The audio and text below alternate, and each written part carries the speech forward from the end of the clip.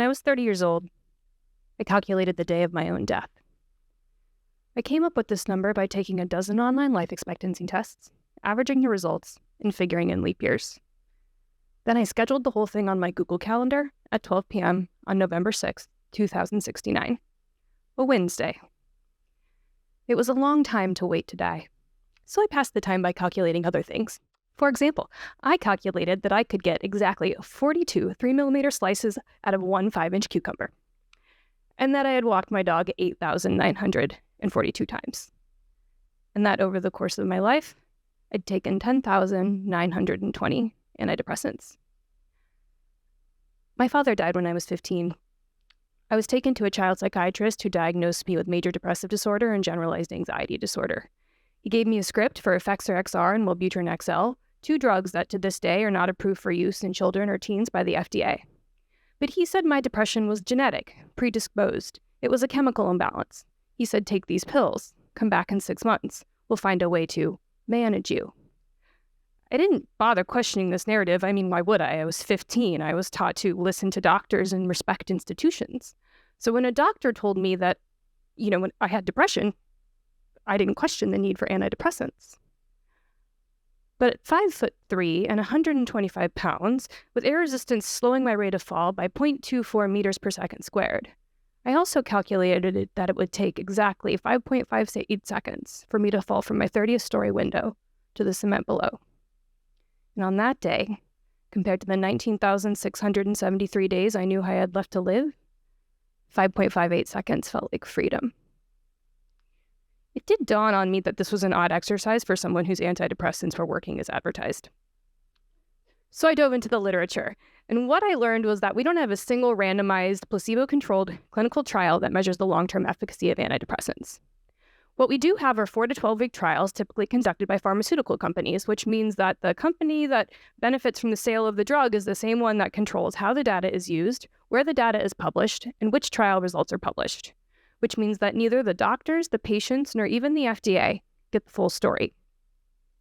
Furthermore, unlike testing for diabetes, there's not a test to measure someone's level of depression. And the same goes for ADHD, schizophrenia, and all the rest. There's not a single practical biomarker, scan, or blood test to diagnose or identify mental illness. So how could my doctor have even known I had a mental illness if there wasn't a test for it? This all made me deeply uncomfortable because I hadn't had a single unmedicated moment in my entire adult life. I was a child when these drugs were prescribed to me. The decision was made for me. And every single aspect of my personality was affected by that choice, from creativity to empathy, even sexual and reproductive health. And here I was learning that there wasn't even evidence to support it. So I talked to my doctor, like the commercials told me to do. And she said that because I was on 37.5 milligrams of Effexor, which is the lowest dose on the market, if I wanted to discover an unmedicated life, I'd have to stop taking this drug cold turkey. Let me be clear, this was incredibly irresponsible advice. Effexor is notoriously difficult to get off of due to its very short half-life and steep CERT occupancy, which is the measure of the percentage of serotonin transporters that are blocked by an antidepressant at a given dose. But I didn't know that at the time. Why should I have known it? I was just the patient. But without Effexor XR in my system, my mind began to fill with bloody homicidal visions. I developed an intolerable sensitivity to light and sound and tore the clothes off my back when shirts I've worn for years became unbearably itchy. I even bent a metal ironing board in half out of rage, and this went on for a year. But I was also having these little moments of joy and wonder and creativity that I hadn't experienced in 15 years. Even the way I saw color changed. It was like the saturation slider was turned up on my whole life, and I needed that color. I was desperate to hold on to it.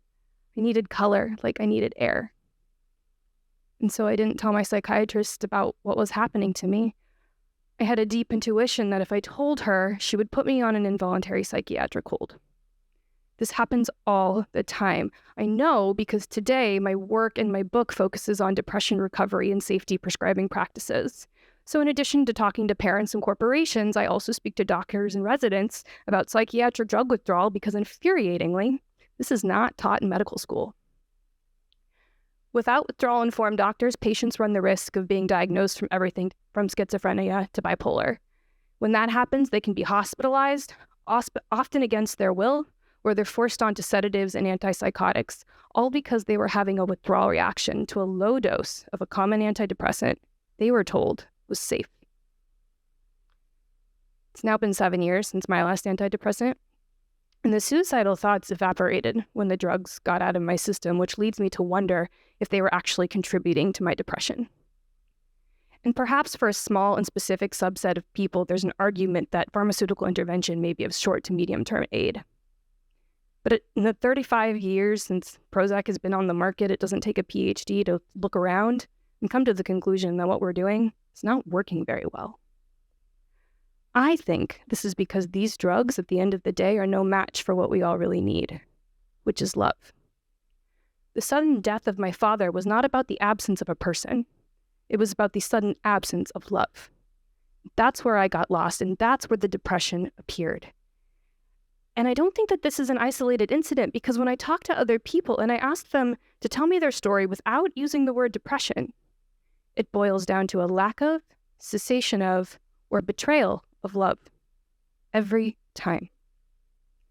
So I think that my depression was trying to alert me to the magnitude of love I was going to need to learn to create for myself in order to make up for the depth of the loss.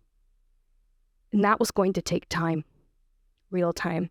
The second that process was medicalized was the second that opportunity was taken from me.